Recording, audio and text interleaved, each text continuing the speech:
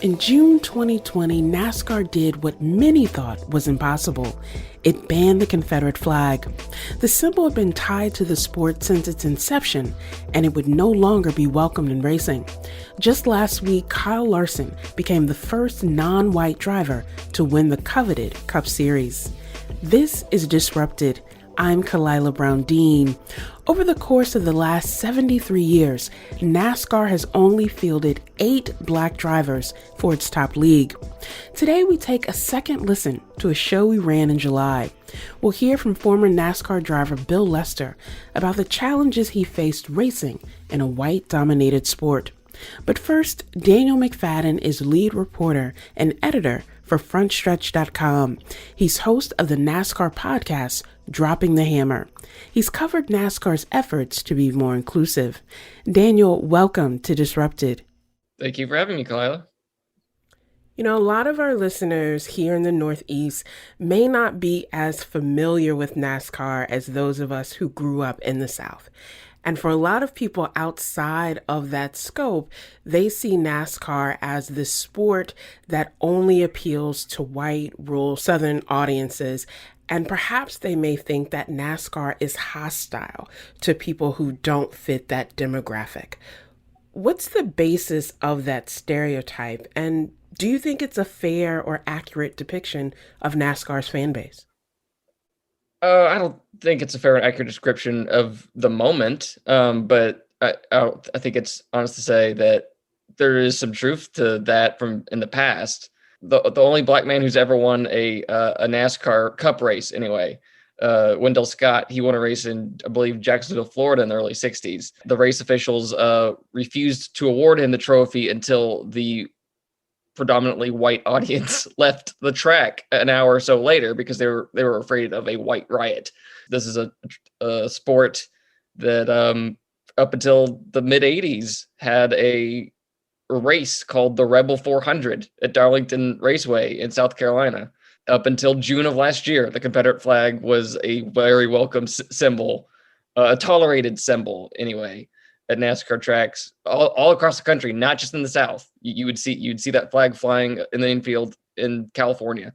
So there are reasonable reasons that someone, maybe a person of color, wouldn't have found NASCAR a welcome sport. You know, I grew up in Virginia, not too far from Danville, where Wendell Scott was born and raised. And so he is this legend of NASCAR in Virginia. But as you said, this was not just a Southern tension, that this became something in various spaces that in some ways was also a way for fans to come together and be separate or escape from some of those bigger questions and bigger challenges. And yet, although the fan base today is about 80% white people, we're starting to see increases in black and brown fans of the sport, as well as people getting interested in other ways. What do you think about today in terms of what's driving some of that interest in the sport from people who don't fit the traditional demographic of NASCAR fans? Well, I think not primarily, at least one reason. You have Bubba Wallace in the NASCAR Cup Series. He's the first full-time black driver in the Cup Series since Wendell Scott. That was in the early 70s when he stopped racing. You have Daniel Suarez, who's a Hispanic driver. You have Kyle Larson right now, who's the hottest driver in NASCAR right now, and he's Japanese American. Right now, at this moment in time, we're experiencing the most diverse that NASCAR has ever been. Just like saying that the best driver in NASCAR right now is Asian American, Japanese American. You couldn't have said that 10 years ago. And I think that I would hope that people in like minority communities are seeing this and realizing that it's not just a completely white sport like it was 20 years ago. The sport has been working towards diversity in many ways in the last 20 years through programs like the Drive for Diversity, the NASCAR internship program, which is diversity based. But they really ratcheted it up last June when they banned the Confederate flag. They took their open stance against racism, which that's a very big deal especially when back in 1968, you were building a track in Alabama in Talladega, locked arm in arm with George Wallace. So it's we're a very different territory than we were. And there's lots of reasons for the sport to be happy with the decision they made. Just looking at numbers, you got your 80% number white. In the last 3 years, the number of fans coming into the sport are 50% people of color, 23% Hispanic, 17% Black, 10% Asian, Pacific Islander. And those fans are 8 times more likely to approve of NASCAR's stance against racism, its social justice moves that it's made in last year. So we're seeing change, and I don't think we're going to fully see the impact of NASCAR's moves in the last year for a few more years. So you mentioned a lot of names. You mentioned a number of initiatives that have helped those names sort of rise to public awareness. And I want to come back to that. But Daniel, I want to ask you a really basic question. What is it about NASCAR that appeals to you? You know, our listeners can't see it, but when I asked you that question, your whole face just lit up. What is it about NASCAR and its appeal? Well, I've lived my entire life except for 1 year in the South. I was raised in North Texas. My dad took me to my first NASCAR race in 1997 at Texas Motor Speedway. So it was the first NASCAR Cup race at Texas Motor Speedway. There is nothing quite like when 40 stock cars roar by at the same time for the first time at the green flag. It's a sensation you cannot get from TV. You're not gonna get it from any other sport. I've always loved rooting for the people, the drivers, the personalities. Everyone's the detractors will say, "Oh, you're only turning left." Well, okay, turn left at 180 miles per hour with another car 2 inches off you. It's not easy. And rooting for the people inside that car, people you have your reasons for liking, your reasons for hating. It's like any other sport. But there's multiple layers to it. Sponsors, manufacturers, there's lots of people who follow NASCAR who specifically root for teams because of the car they drive. So I've never been one of those people. I'm more of a personality person. But it's different for different people, but I got into it at a very young age, and except for a brief lapse during my high school years, I've pretty much been a lifelong NASCAR fan and now journalist. One of the things that I find so fascinating about the entire enterprise of NASCAR is that, as you said, there's the driver and there's the personality. One of those drivers that people are starting to talk about, you know, all the drivers that I grew up watching have retired or passed on, but someone that a lot of younger fans are talking about is Chase Elliott. Who is Chase Elliott in the world of NASCAR? Well, he's the son of former Cup champion and NASCAR Hall of Famer Bill Elliott. He's the defending Cup champion. He's, according to NASCAR fans, you know, within the bubble, he's the most popular NASCAR driver, at least for the last 3 years. Fans have latched on to Chase Elliott because of his connection to the sports past. His dad, Awesome Bill from Dawsonville. Bill Elliott was the most popular driver in NASCAR for years. I can't remember the exact number, but like double-digit years, he was the most popular driver. But like within the sport, yeah, Chase Elliott is voted on by NASCAR fans the most popular driver, but he's not even the most recognizable name to the general public. The most recognizable NASCAR driver was Bubba Wallace, and you wouldn't have been able to probably say that before last spring. But after everything that happened last year, he was in the headlines constantly. So it's in the bubble, it's Chase Elliott. Outside the bubble, it's Bubba Wallace. If Bubba Wallace is not the most recognizable inside the bubble, what do you think it means for NASCAR that he's had all of this outside the bubble attention and prominence? Bubba Wallace is a lightning rod. Anytime a story gets published at frontstretch.com about him, the comment section lights up with colorful conversation. People don't like him. There's people who don't like him, but there's people who do like him. He's driving something right now. If it's not for Bubba Wallace calling for NASCAR to ban the Confederate flag in June of last year, it's quite possible that Michael Jordan isn't his current team owner at 2311 Racing. It's quite possible that Pitbull isn't the co-owner of Daniel Suarez's team. So I honestly don't think either of those things happen if he doesn't do that.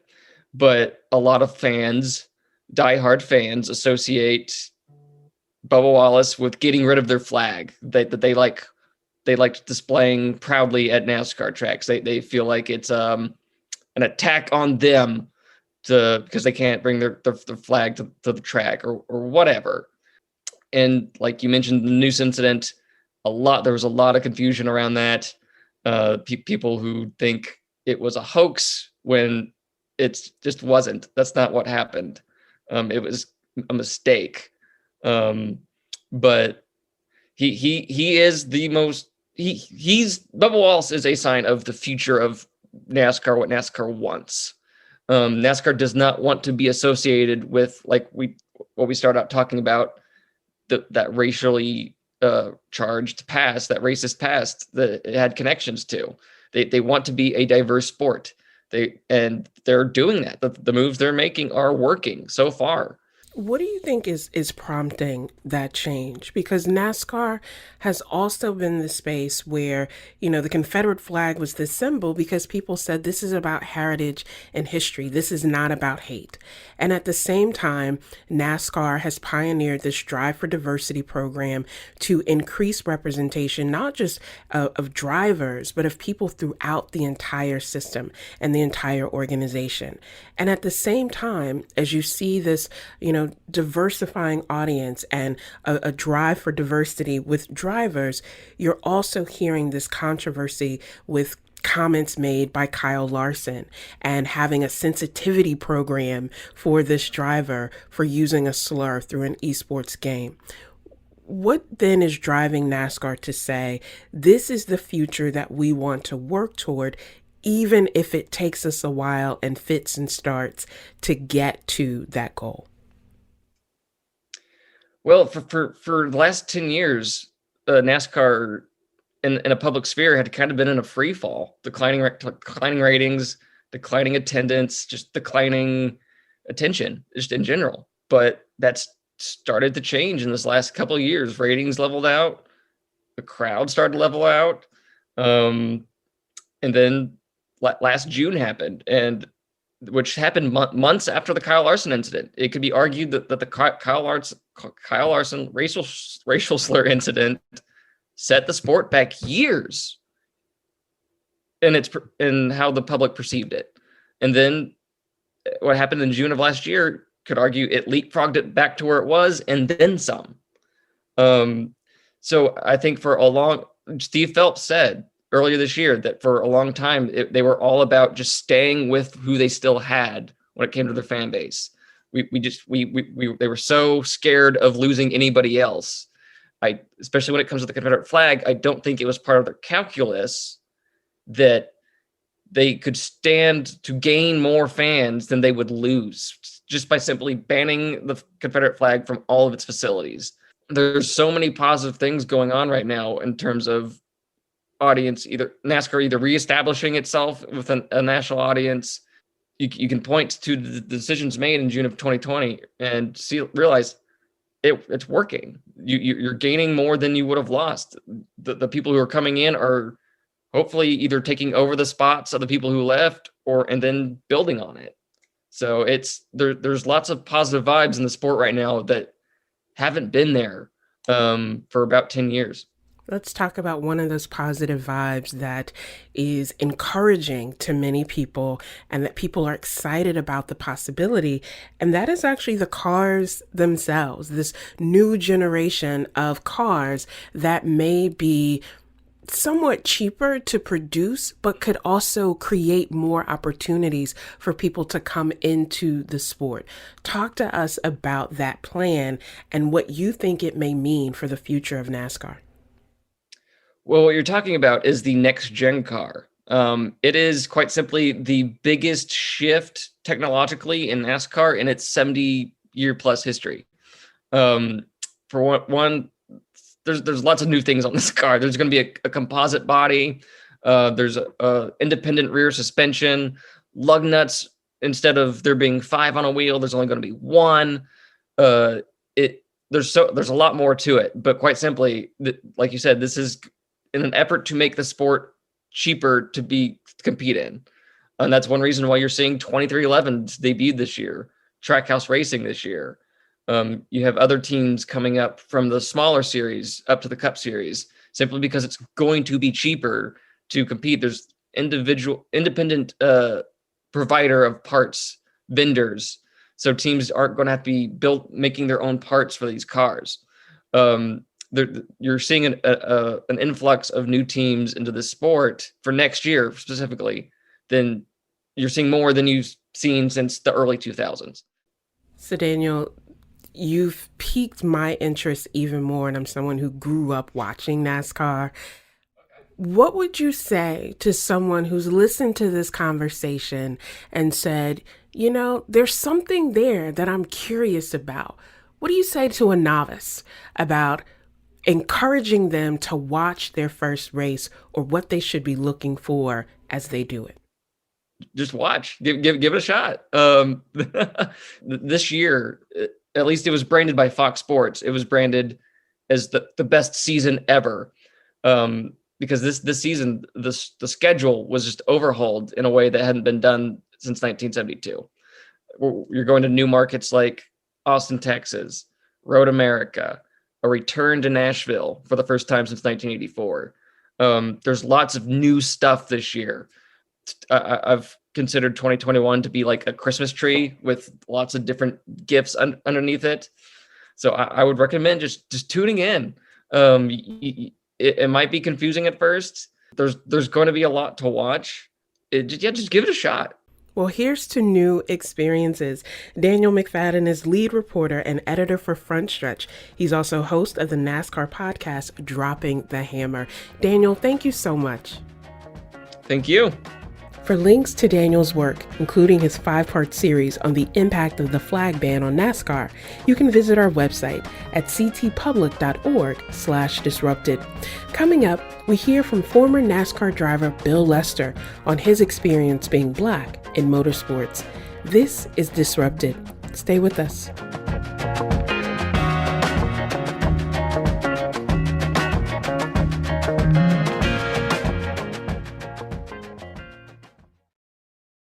Welcome back to Disrupted. I'm Kalila Brown-Dean. This past March, former NASCAR driver Bill Lester was introduced at the Atlanta Motor Speedway. He was booed by many of the fans in attendance. As one of the only Black racers to ever compete in the sport, Lester has grown accustomed to this reaction. Bill spent over 10 years in NASCAR with 7 career top 10 finishes in the Truck Series, and he recently wrote a new book called Winning in Reverse. Bill, welcome to Disrupted. Thanks. Appreciate being here with you. You have had this career as a NASCAR driver. You have pushed boundaries and broken barriers throughout that career, but you actually started your career as an engineer in Silicon Valley. Talk to us about how your childhood shaped your interest in racing. Yeah, when I was a young boy, like 5, 6, 7 years old, my parents told me I didn't go anywhere without a Hot Wheels or a Matchbox car in my hands. I just love cars and I love speed. I love anything that had to do with, going fast. I loved roller coasters as a kid. I loved riding my bike fast, whatever the case is, but I really loved racing cars. And my father took me to a race in Northern California where I was growing up at a track called Laguna Seca in Monterey. And that was where the hook was set. I mean, I saw these cars blowing by me 160, 170, 180 miles an hour. And the sound of it, the sight of it, the smell of it, just everything was intoxicating to me. And so I knew from a very young age that being a race car driver was something that would be appealing to me. But, needless to say, I never knew that it would be something that I would really try to pursue with all my heart and my ambition. I mean, that was something that as a young boy, I said, wow, it'd be cool. But I didn't see anybody who looked like me or my father at this event. Everybody was white male particular. And I was like, well, I don't know if it's achievable or not, but at that age, you don't really think about that sort of thing, but you do make the mental note. You realize that there's not a whole lot of people around here that look like you or sound like you for that matter. And so, I realized at a very young age that I had a passion for something, and it just took me a long time to realize my passion. No, racing has never been a very diverse sport at that level. And you talked about not seeing people in the sport who look like you. But I imagine that at that time, there were not a lot of people in Silicon Valley who looked like you or had your experience either. How did navigating that space prepare you to enter into racing? Yeah, that's exactly right.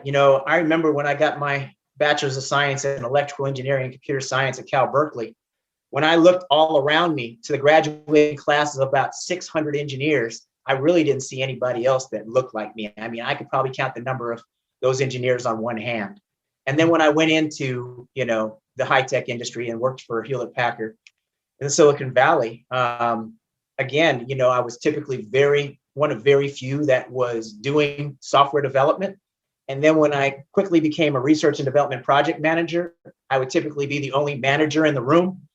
And, that was good preparation for me in terms of, what I was going to experience in racing, because again, there were not very many African-Americans in motorsports, even at the amateur level. When I first started before turning professional, when I went through Sports Car Club of America driving school, I was basically the only one there. And I was like, my gosh. And, I had people coming up to me and going, why are you here? I'm like, well, I'm trying to get the racing license. And they're like, well, you guys don't race. I was astounded by somebody having the audacity to say something like that. Now, of course, I was an anomaly, but for them to say, you guys don't race to me, it's like, okay, well, guess what? I'm gonna prove you differently. And so, no, I mean, my story is one of overcoming obstacles and breaking barriers, and something I didn't start out, with the intention of doing. I just wanted to be a race car driver. I didn't know there were gonna be so many barriers to entry and such that I would have to overcome. But, even when I was, going through amateur racing school, when I was going through my engineering career, all that stuff just set me up in terms of when I had to move from the Northwest to the deep South to race in NASCAR, because you can't race NASCAR from the Bay Area. You got to come down to where NASCAR is based. The roots of the sport are basically in North Carolina, effectively Charlotte and Mooresville. And so when my wife and I moved from California to come to the Southeast, we wanted to at least be in the biggest metropolitan area in the Southeast we could be in. And we chose Atlanta, because when we went and looked at North Carolina in 2000, we didn't see anything but, hay fields and, farming and all sorts of stuff that we were not comfortable with or had any familiarization with. We are born and raised as, suburban city, people. My wife born and raised in San Francisco. I grew up primarily between San Jose, California and Oakland, California. And so when you come to the Southeast and you see all this land and trees and, sprawling acres, it's like, wow, this is, very, very different than what we were used to. So we wanted to be in an area that we felt comfortable in. And so we chose Atlanta because we knew in terms of, diversity, that Atlanta was a cultural melting pot. So we felt if we were going to be anywhere, Atlanta was a place for us to be, and we chose Atlanta. But then when, I would go to the race shops and deal with the race teams that I raced for, whether it was in Tennessee with Bobby Hamilton Racing or High Point, North Carolina with Bill Davis Racing. I mean, again, these were just very, very unfamiliar grounds to us and to me in particular. And so basically having that relationship with my team was something that was extremely challenging, because I come from a completely different background. I was very white collar in terms of my education, in terms of my upbringing, and the teams that I was working with, these guys were very blue collar. I mean, taking nothing away from them, but this was their way of life in terms of getting into racing. They grew up turning wrenches and working for their, father's garages or gas stations or whatever, being mechanics. They most of them, I would say the majority of them were non-college educated. I mean, if they got through high school, that was a good thing for them. But that prepared them for what they wanted to do in terms of their racing avocation, which was being a mechanic or what have you. I wanted to be a race car driver. I didn't want to turn wrenches. I didn't like turning wrenches. I like turning the steering wheel. Let's talk about that turning and the transition, because you talked about making the career transition. So you took the plunge in 1999, went full time in 2002. You became a 40-year-old rookie in 2002. And so it was not just the transition to this is my passion full time, not just the transition to living in the Southeast, but there were also race and class-based distinctions there that you're mentioning about how people come into the sport, but also how they see an outsider, if you will, coming into that space. What was that like? So that you see these differences, but did you feel like people were welcoming or interested in you coming in, or did you face resistance? Well, the racism was very subtle. It wasn't really, overt and in my face with regard to the racing teams and those that were in the NASCAR garage. In terms of the spectators and the fans, it was more, in my face and directed towards me. But it was a huge difference in what I was used to versus what I now was experiencing. I didn't know about the Southern culture and the Bible Belt, mentality that the Deep South had at that point, which was very, very strong, very thick. A lot of yes, ma'am, yes, sir. And, the way people greeted each other. And I was like, wow, this is, very interesting. I knew about that. I wasn't completely naive about it. But when you come from the very liberal California and then Silicon-based Bay Area, everything was pretty much free flowing and casual. Everything was first name basis. And, everything was very formal when I came to the South. And it was very unusual and strange for me. And I just wasn't used to referring to people as, Mr. somebody or Miss somebody or whatever. But okay, I learned to change my behavior for that because I'm the outsider. I'm the one who doesn't, come from this background. And I have to try to make these folks that I'm working with feel comfortable with me, So it was very clear and very different and, very uncomfortable in a lot of senses, dealing with what I had to deal with. I'm sure it was that difficult for those that came before me of color, although there weren't many. But I think that everybody who came before Bubba, Darrell Wallace Jr., who's on the circuit right now, made it easier for him, But for me, since the last African-American who raced in NASCAR at the Cup level was 20 years before me, again, there's a broad, I would say, void in terms of the NASCAR garage being used to somebody of color coming into their playground. So, yeah, in answer to your question, it was difficult. It was quite an adjustment. I found it to be, somewhat discouraging, and it was not the kind of pleasant scenario I was hoping it would be. But at the end of the day, I wanted to race at the top level of motorsports in this country. And at that time, NASCAR was the top level of motorsports in America. It surpassed IndyCar and open wheel, surpassed sports car racing, drag racing, all the other different forms of racing. Everybody knew about what NASCAR was. And that's where the best drivers were considered to be racing. So that's why I wanted to be there. And if I had to change my behavior to be a part of that environment, that's what I had to do. And that's what I did. Bill, I think one of the challenges is that people assume there's a passion, you work really hard and you achieve this goal and they see the success, but they don't always know the stories and the obstacles that shaped that success. And one of the strengths of your book is that you are very candid about that, about the resistance that you encountered, not just from fans and from leadership, but also from people who were in the racing world with you. And so I want to share with our listeners this passage from your book. where you say images of a lawn jockey that had been dressed in my likeness being burned formed in my mind. Memories of NASCAR fans using the N-word floated through my brain.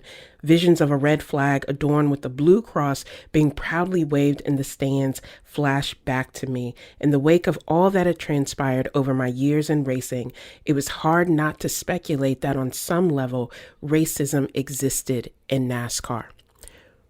What was that disconnect for you between having these experiences, these emotions, and sort of your brain telling you racism is embedded here, but also understanding that you had this goal that would require you to persist through that in order to achieve what was important for you?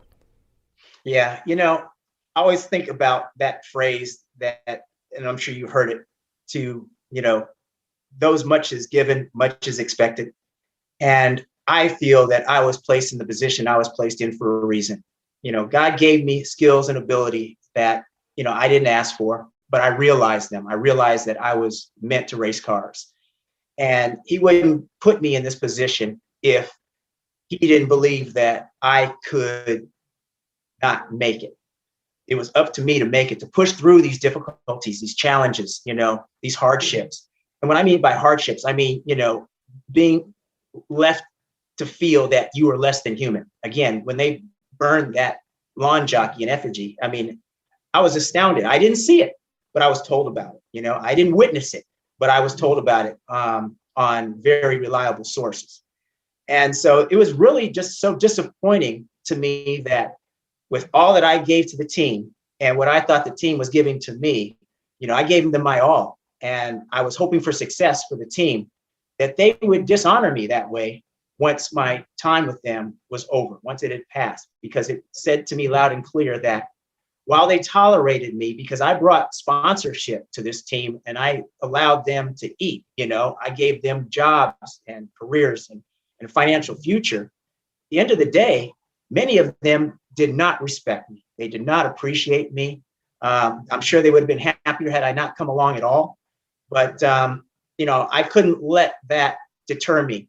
And it's hard for me to talk about that now because I try not to let these disappointing and discouraging things bring me down. I try to, compartmentalize these experiences. And it was hard for me to write about it in the memoir, but I wanted to be completely transparent and explain and express and share with the audience what it is I dealt with, because you're right. Most people think that drivers, they don't have anything difficult to do but drive the car, drive the race car. It can't be that hard. They don't realize what it takes to get behind the wheel. They don't realize that this sport is the culmination of three principles: politics, business, and then sport. And I think when I indicated that the politics of being able to get to be a race car driver, unless you're independently wealthy and you don't want for anybody's support, somebody like me in the position I'm in, I have to get the sponsorship to be able to race. The sponsorship comes from the politics of the sport, which is that you have to be in the room. You have to be in an environment where you are around people that can make financial decisions that can help to benefit you to get to where you need to go. That's the handshaking and kissing babies. That's the politics. Then there's the business aspect of the sport, which is that once you get into that room and you have the attention of some Fortune 500 company and the CEO or the CMO or the vice president of marketing, whatever, you have to have that business case by which that company decides that they want to spend multi-million dollars supporting you, as opposed to all the other, sports marketing or other activities they could spend their marketing dollars on. That's the business aspect of it. You have to convince them that motorsports is the way to go. And me in particular, I'm their driver. And then if you are successful enough to accomplish those things, then you actually get to put on a helmet and drive a race car. Most people think it's easy. Just jump in the race car and you go race. They don't understand how difficult it is to get in that very, very enviable position. Bill Lester is a former NASCAR driver and author of the book, Winning in Reverse. After the break, we'll hear more from Bill about how current racers like Bubba Wallace are changing the sport forever. This is Disrupted. Stay with us.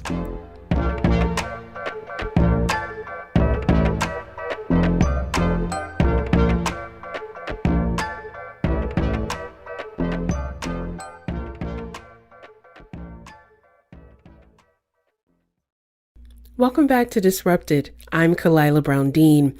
NASCAR has been dominated by white drivers and fans, and for many, there's a toxic culture of racism within the sport. We're speaking now with Bill Lester, a Black driver who spent over a decade racing between NASCAR's three leagues.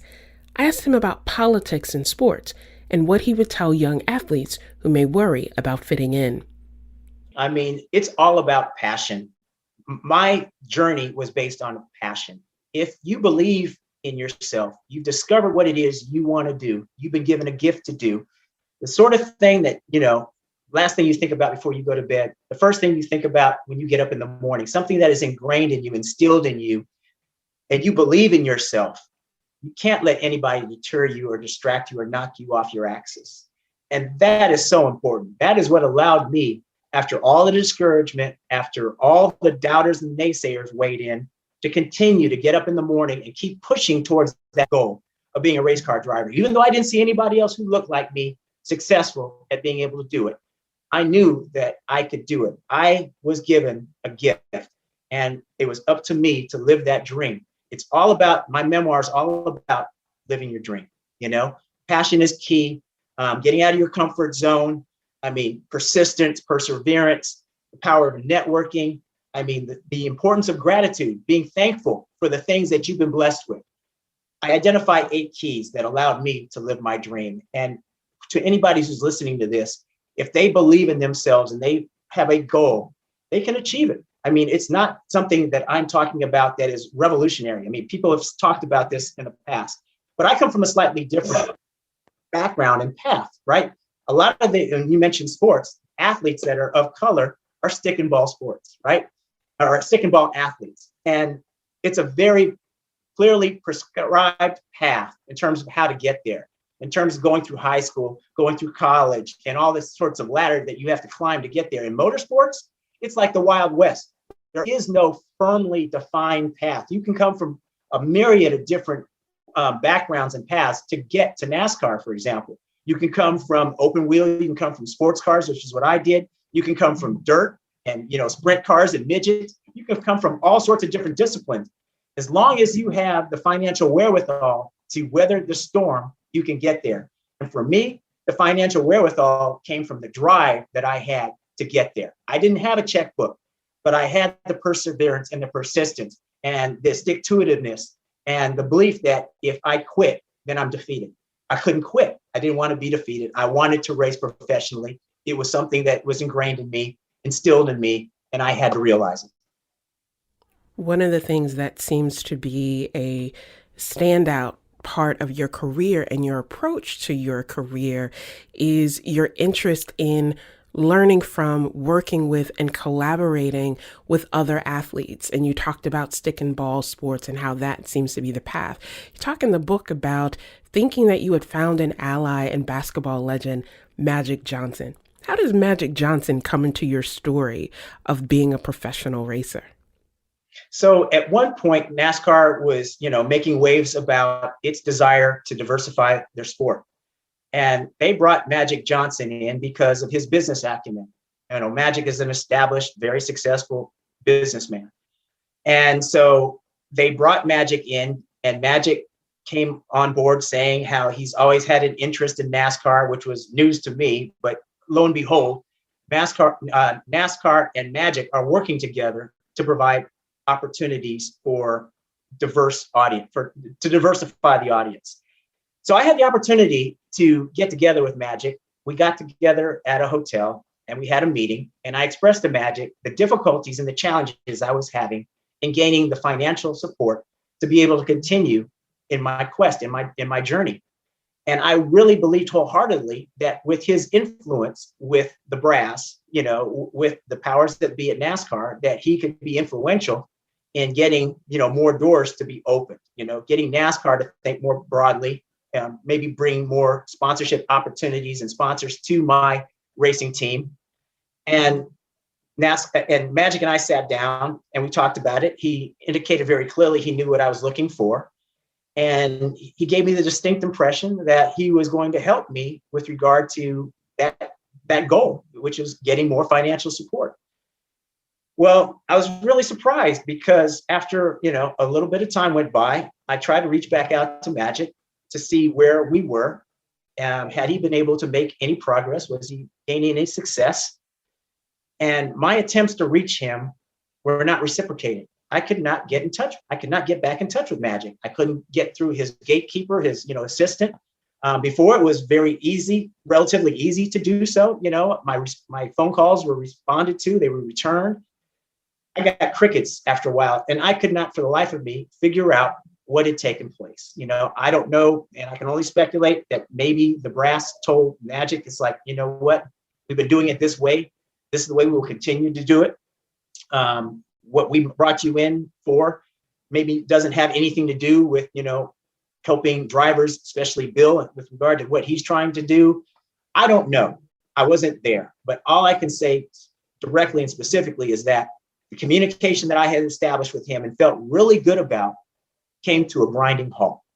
And almost right afterwards, Magic left NASCAR as soon as he came in. It was very, very strange. I mean, he was under the radar. He came in for a little while. You didn't really hear of anything that was initiated or that took, hold because of Magic's efforts. And next thing you know, Magic's out of the NASCAR, diversity initiative. So I wish I knew what took place. Let's talk about going forward and how, not just in spite of, but in some ways because of all of the things that you had faced throughout your time as a racer, the decision to write this book, and although you stopped racing formally in 2012, earlier this year, you made a return for a one-time event. Why the choice to have that race or participate in that race at the Atlanta Motor Speedway? Well, you asked a number of questions. The first of which was, why did I decide to write this memoir? I believe it could help people that no matter what their walk of life is, it's not a motorsports story. It's a motivational story with a motorsports backdrop. Okay. Most people thought it was like, my autobiography. No, it's not my autobiography. It's really a means of helping people that might be struggling with, challenges they have, and how do they get from A to B? What is it they need to take stock of?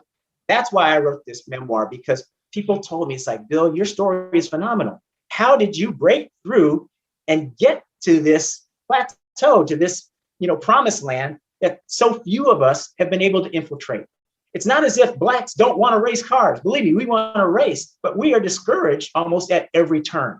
And I just wasn't taking no for an answer. People said, you have to tell the story. And I said, you know what? Let me do that. Let me put this down on paper and hope that it benefits somebody. Even if it benefits one person, it was worth it to me.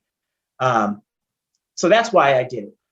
Why did I come back to Atlanta Motor Speedway earlier this year? Because one of the things that I talked about in my book, and I mentioned briefly, was getting out of your comfort zone.